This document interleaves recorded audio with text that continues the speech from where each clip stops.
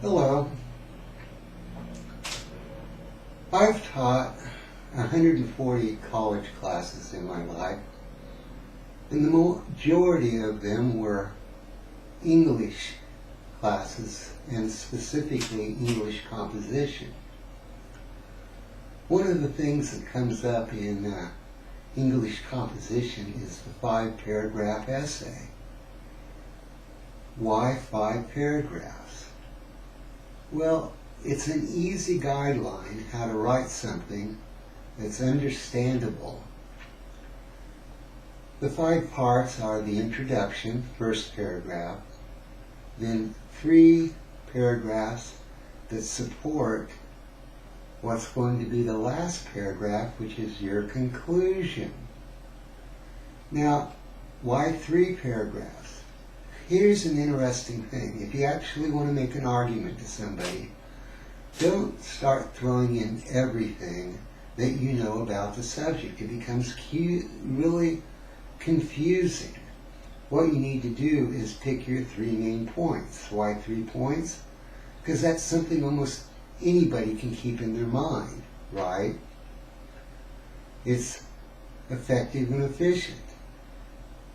And so, the 5-paragraph essay actually extends to when you're trying to get an idea across. Pick the 3 main points. Don't pick every single little detail, because that's the way most people think. Well, this goes into it, that goes into it.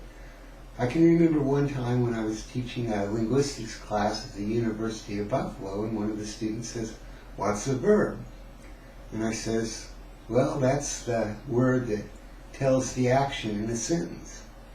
And this other grad student, Frank, he goes, "Tom, there's so much more to a verb than that." And I go, "Yeah, there is. But here's the point. It's the KISS principle. Keep it simple, stupid." Because people are not going to be able to follow it, because you know all of this stuff about what you're trying to say.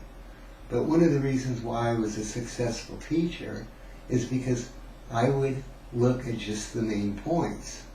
And it's the same way when you're trying to get an argument across. You want to give the idea, 3 supporting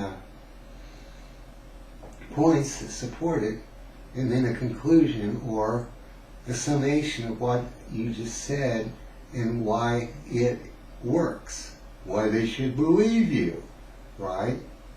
Now, here's the whole problem, though, even that when you do make an argument. You have to pick who you're going to talk to, right?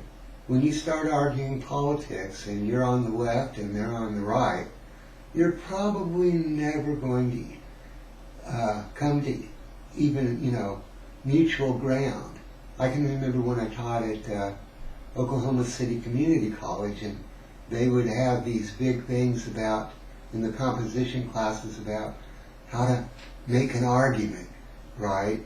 And be logical and have both sides. But here's the problem. People don't think that way, right? People don't really weigh stuff out. Some stuff that you say to people, they will just delete.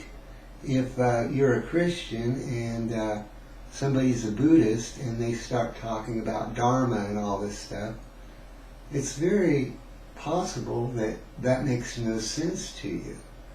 Whereas if you're a Christian and you start trying to talk to somebody about salvation by grace, well, they're not going to have the same idea about what grace is that you might have. And it gets even worse, because different people with the same religions often have the same different concepts of one of the main tenets, right? This is why you get all of these factions, right? So when you get down to it, you're not going to really be able to convince people, even if you go to something simple like the 5-paragraph essay. But if they want an understanding, then that's how you do it. I have a friend that's always been an atheist, and at one point he asked me about Christianity, right? And the reason he was an atheist is he was raised by a strict Catholic mom, so boom, he really did not like it. But I tried to explain, and it's like I try to explain to other people.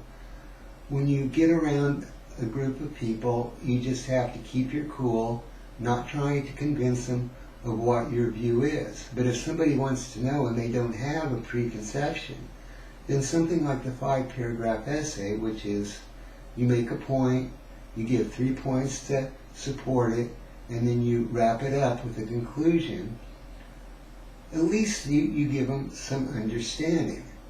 And that's one of the ways that you can give understanding if you're smart enough not to get into an argument of egos.